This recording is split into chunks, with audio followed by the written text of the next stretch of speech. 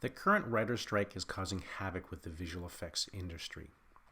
With shows and schedules potentially pushing, a lot of visual effects companies are worried about their cash flow and their ability to make payroll. In this fictional company, VFX R Us, they're looking at two of their main shows that they're bidding and trying to determine what happens if they push out in schedule and what happens if that award is not the full award that they were expecting. Let's break down their model. First, we have an initial balance event. This company currently has $1.6 million on hand. They have fixed costs of $35,000 a month, and their payroll is made up of artist costs of $145,000 and management of $80,000. And they have two projects they're currently bidding.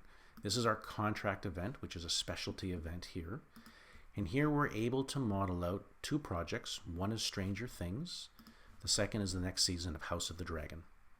The contract event allows us to pick a start date for that contract, a contract amount, end dates, milestones, and payment terms so we can truly model when the revenue is coming in so that it aligns with our outgoing cash. A project like House of the Dragon has a larger potential award here, a longer schedule, and more milestones.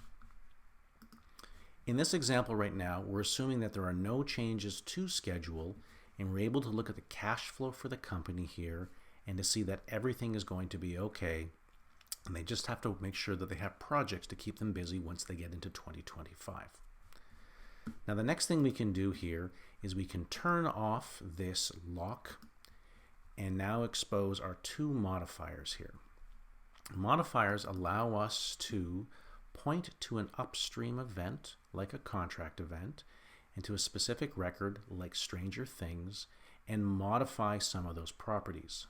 So here we're saying what happens if our August start date instead becomes December. We've done the same thing here, pushing the project out by 6 months instead.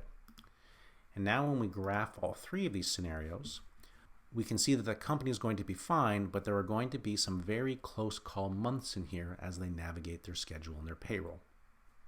The next variable is House of the Dragon. If we unlock this event, we're now calculating what happens if the schedule doesn't change and what happens if House of the Dragon pushes out by 3 months.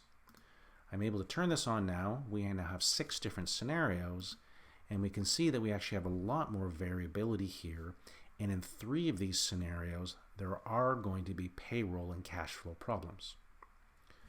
Compounding this, we can also take a look at what happens if the award isn't the full award. Right now, we're calculating 100% award, but if I turn this on, we're now factoring in a 50% award as well.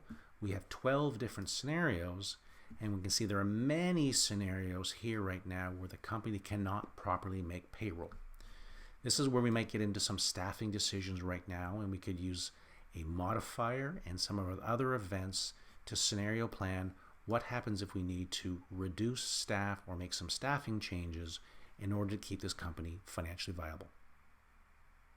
And that's how you can use whatifi to quickly model out different scenarios for time-based and value-based changes that can influence cash flow and profitability of a company.